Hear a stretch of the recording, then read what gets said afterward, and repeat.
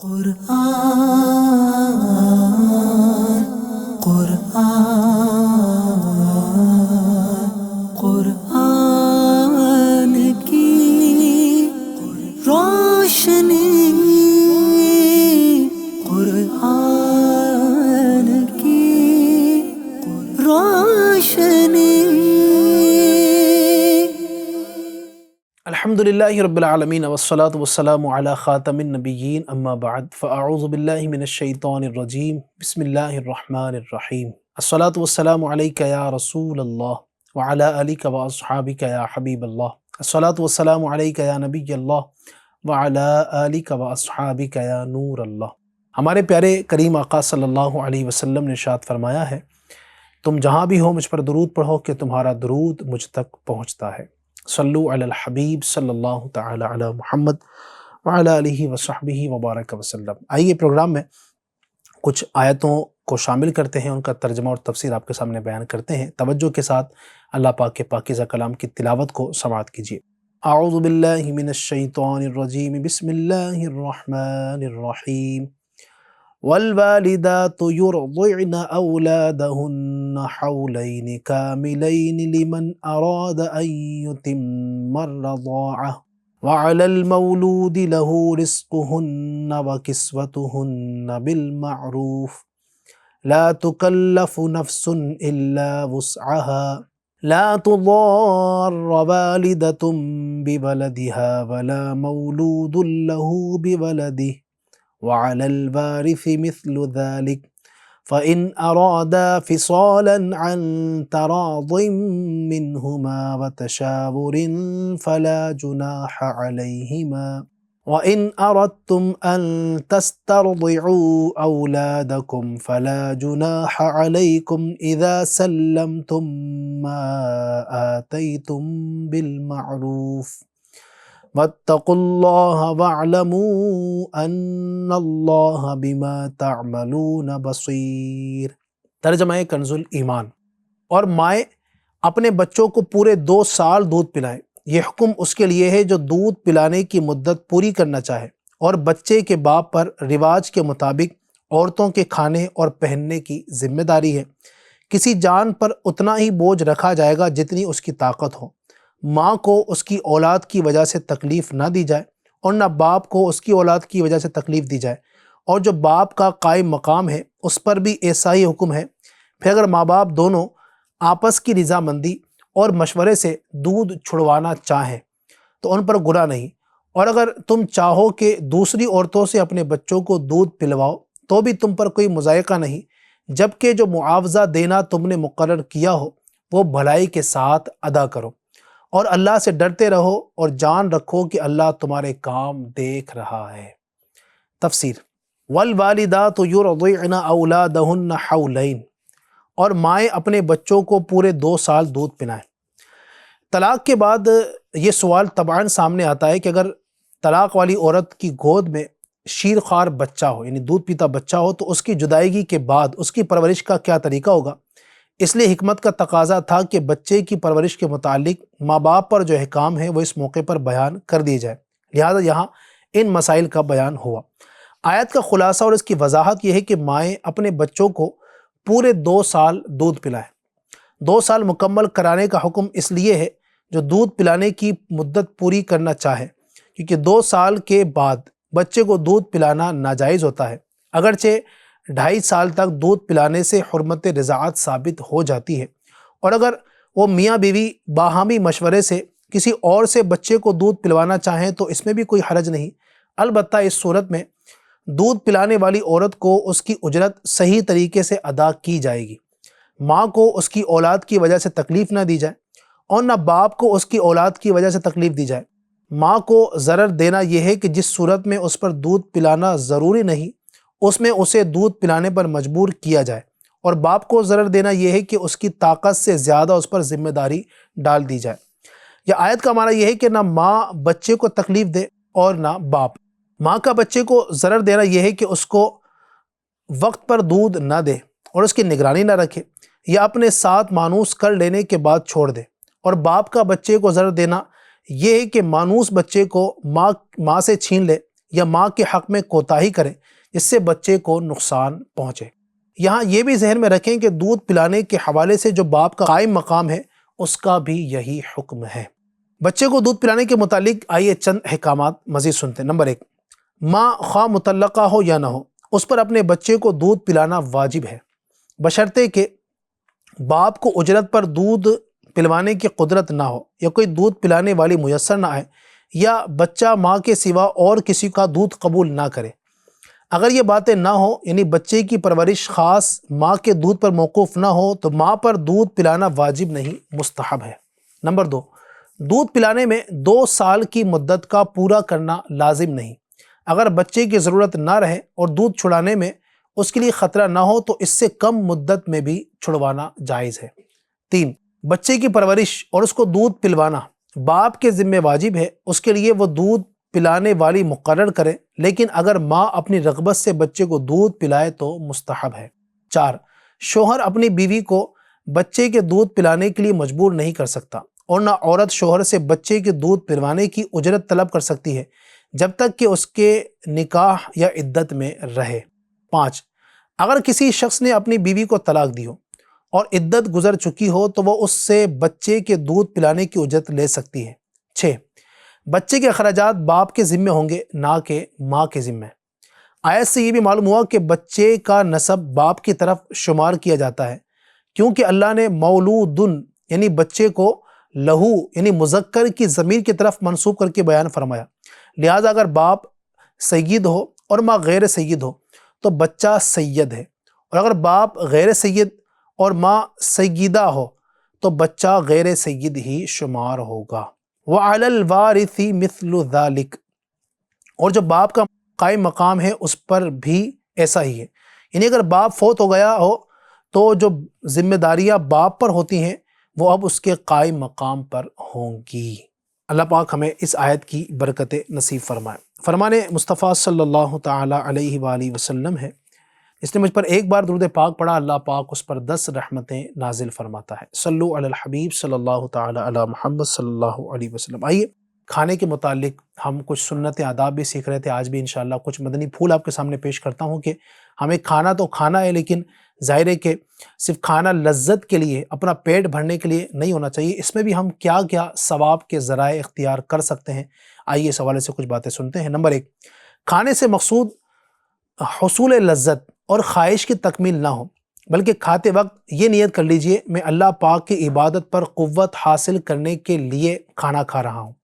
یاد رہے، کھانے میں عبادت پر قوت حاصل کرنے کی نیت اسی صورت میں سچی ہوگی جب بھوک سے کم کھانے کا بھی ارادہ ہو، ورنہ سرے سے نیت ہی جھوٹی ہو جائے گی، کیونکہ خوب ڈٹ کر کھانے سے عبادت کے لیے قوت حاصل ہونے کے بجائے مزید سستی پیدا ہو جاتی ہے۔ کھانے کی عظیم سنت یہ ہے کہ بھوک لگی ہوئی ہو، کہ بغیر بھوک کے کھانے سے طاقت تو کیا آئے گی، الٹا صحت خراب اور دل بھی سخت ہو جاتا ہے۔ سیدنا ابو طالب مکی رحمۃ اللہ تعالی فرماتے ہیں، ایک روایت میں ہے، سیر ہونے کی حالت میں کھانا برس پیدا کرتا ہے۔ نمبر 2، ایسا دسترخوان بچھائیں جس پر کوئی حرف، لفظ، عبارت، شعر یا کمپنی کا نام وغیرہ اردو، انگریزی کسی بھی زبان میں نہ لکھا ہو، یہ بھی خیال رکھنا ہے۔ 3، کھانا کھانے سے پہلے اور بعد دونوں ہاتھ پونچھوں تک دھونا سنت ہے، اسے کہتے ہیں پونچھوں تک دھونا سنت ہے۔ کلیہ کر کے منہ کا اگلا حصہ بھی دھو لیجئے، مگر کھانے سے پہلے دھوئے ہوئے ہاتھ مت پونچھیے۔ سرکار مدینہ صلی اللہ علیہ وسلم نے فرمایا، کھانے سے پہلے اور بعد میں وضو کرنا یعنی ہاتھ منہ دھونا رزق میں کشادگی کرتا اور شیطان کو دور کرتا ہے۔ نمبر 4، اگر کھانے کے لیے کسی نے منہ نہ دھویا تو یہ نہیں کہیں گے کہ اس نے سنت ترک کر دی۔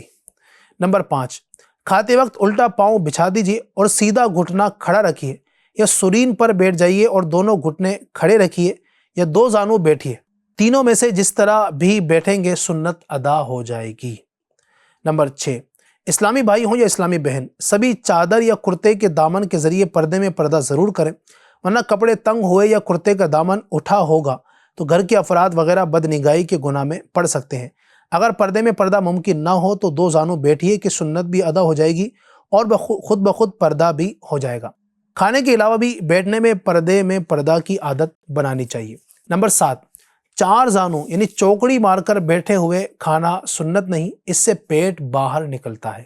8 پہلے لقمے پر بسم اللہ، دوسرے پر بسم اللہ الرحمن اور تیسرے پر بسم اللہ الرحمن الرحیم پڑھیے۔ 9 بسم اللہ زور سے پڑھیے تاکہ دوسروں کو بھی یاد آ جائے۔ 10 شروع کرنے سے پہلے یہ دعا پڑھ لی جائے، اگر کھانے پینے میں زہر بھی ہوگا تو انشاءاللہ اثر نہیں کرے گا۔ دعا یہ ہے، بسم اللہ وباللہ الذی لا یضر مع اسمہ شیء فی الارض ولا فی السماء یا حی یا قیوم۔ نمبر 11 اگر شروع میں بسم اللہ پڑھنا بھول گئے تو کھانے کے دوران یاد آنے پر اس طرح کہہ لیجئے، بسم اللہ اولہ و آخرہ۔ نمبر 12 یا واجدو، جو کوئی کھانا کھاتے وقت ہر نوالے پر پڑا کرے گا انشاءاللہ عز و جل وہ کھانا اس کے پیٹ میں نور ہوگا اور بیماری دور ہوگی۔ نمبر 13 ہر لقمے سے قبل اللہ یا بسم اللہ کہتے جائیے تاکہ کھانے کی حرص ذکر اللہ عز و جل سے غافل نہ کر دے۔ ہر 2 لقموں کے درمیان الحمدللہ یا واجدو یا پھر بسم اللہ کہتے جائیے، اس طرح ہر لقمے کا آغاز بسم اللہ سے، بیچ میں یا واجدو اور ختم لقمہ حمد پر ہوگا۔ 14 مٹی کے برتن میں کھانا افضل ہے کہ جو اپنے گھر میں مٹی کے برتن بنواتا ہے فرشتے اس گھر کی زیارت کرنے آتے ہیں۔ 15 سالن یا چٹنی کی پیالی روٹی پر مت رکھیے۔ 16 ہاتھ یا چھری کو روٹی سے نہ پوچھیے۔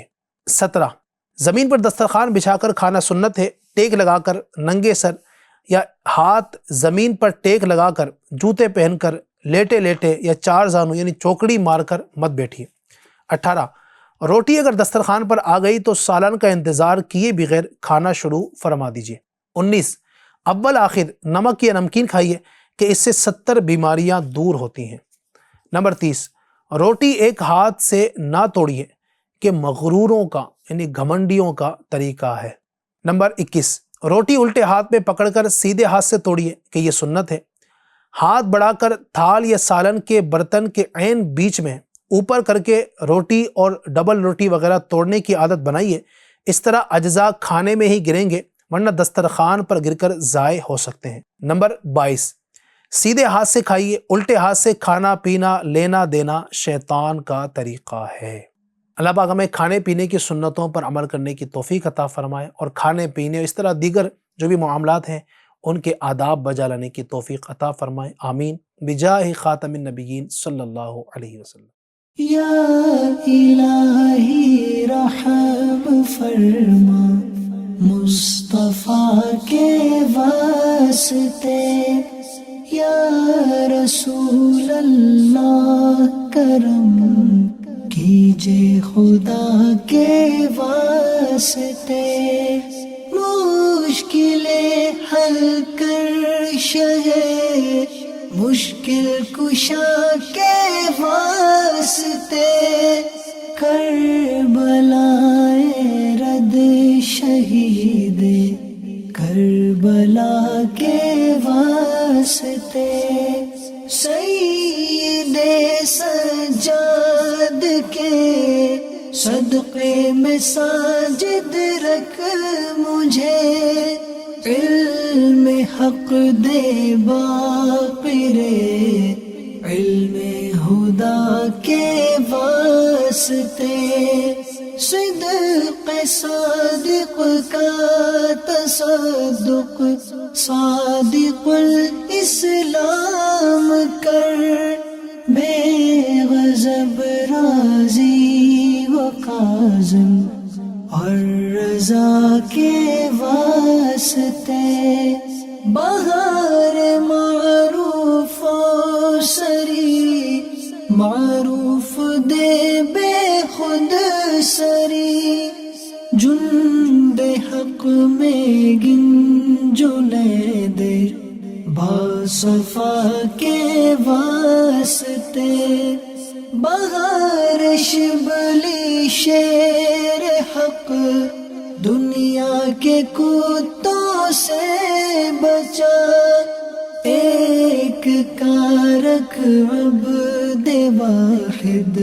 بیریا کے واسطے، بل فرح کا صدقہ کر غم کو فرح دے حسین و سعد بوالحسن اور بوسعید سعد زا کے واسطے قادری کر قادری رکھ قادریوں میں اٹھا قدر عبد القادر قدرت نما کے واسطے احسن اللہ لہم رزقا سے دے رزق حسن بندائے رزاق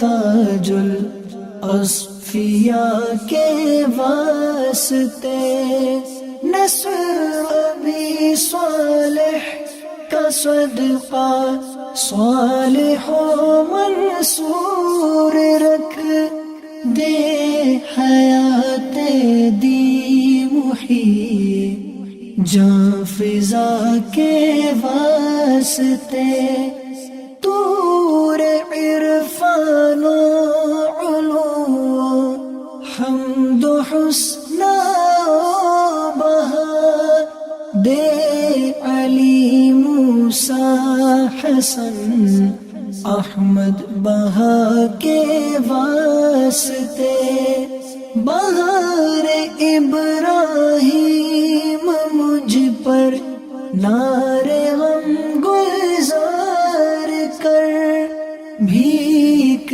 دے داتا بیکاری بادشاہ کے واسطے خانہ دل کو زیادے روح ایمان کو جمال شہزیہ مولا جمال الاولیاء کے واسطے دے محمد کے لیے روزی کا رحمت کے لیے خوان فضل اللہ سے حصہ گدا کے واسطے دین و دنیا کے مجھے برکات دے برکات سے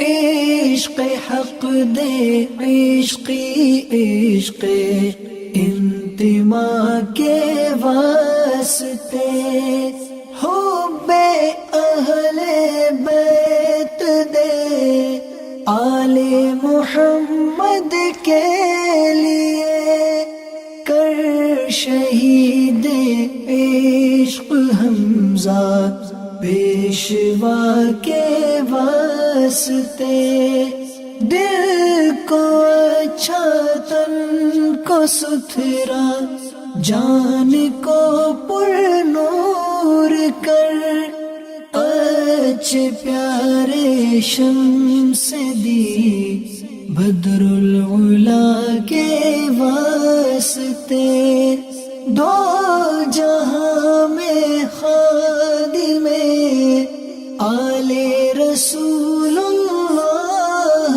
کر حضرت آل رسول مقتدا کے واسطے کر عطا احمد رضائے احمد مرسل مجھے میرے مولا حضرت احمد رضا کے واسطے پرزیا کر میرا چہرہ حشر میں اے کبریا شہزیہ الدین پیرے باصفا کے واسطے احینا فی الدین والدنیا سلام بسلام قادری عبد السلام خوش ادا کے واسطے، عشق احمد میں عطا کر چشم تر سوزے جگر، یا خدا الیاس کو احمد رضا کے واسطے، یا خدا عطار کو احمد رضا کے واسطے، صدقہ ان آیا کا دے چھے عین عز علم و عمل، عفو عرفان عافیت اس بے نوا کے واسطے، قرآن قرآن قرآن کی روشنی، قرآن کی روشنی